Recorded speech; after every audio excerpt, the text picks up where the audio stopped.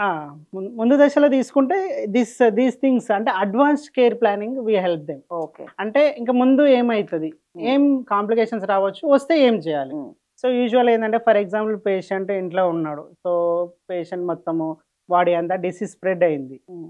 So, ఆ టైంలో for example ఇంటి దగ్గర డిటోరియేట్ అయిండు. సో, మెయిన్ క్యాన్సర్ హాస్పిటల్‌కి మేబీ యూజువల్‌గా ఏంది మనకిక్కడ చూసుకుంటే హైదరాబాద్‌లో ఎక్కువ అంతే. ట్రీట్మెంట్ డిస్ట్రిక్ట్స్ నుంచి వచ్చి హైదరాబాద్ తీసుకుంటాడు. అవును. సో, ఏమన్నా డిటోరియేట్ అయితే హైదరాబాద్‌కి రావాలా?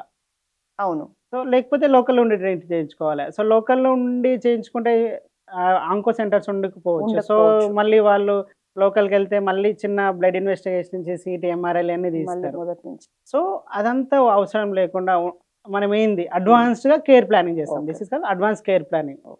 So, we help them in the advanced care planning. So, మీరు ఇంతకుముందు అన్నట్టు ఖర్చు ఎక్కువేం కాదు. సో, మనం ముందే అన్నీ మాట్లాడి పెట్టేస్తాము. సో, ఫర్ ఎగ్జాంపుల్ కాంప్లికేషన్ వచ్చింది.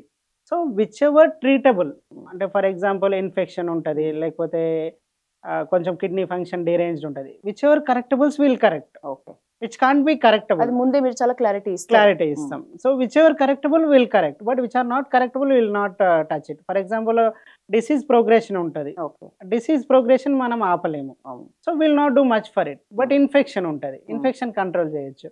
పెయిన్ ఉంటది. పెయిన్ కంట్రోల్ చేయొచ్చు. లేకపోతే బ్రెత్‌లెస్‌నెస్, నాషియా, వామిటింగ్ ఏదైనా ఫిజికల్ సింప్టమ్స్ ఉంటాయి. So, whichever correctables will correct. Which are not correctables will not interfere so, అన్నమాట. ఇంత సిమ్ప్టమాటిక్‌గా ట్రీట్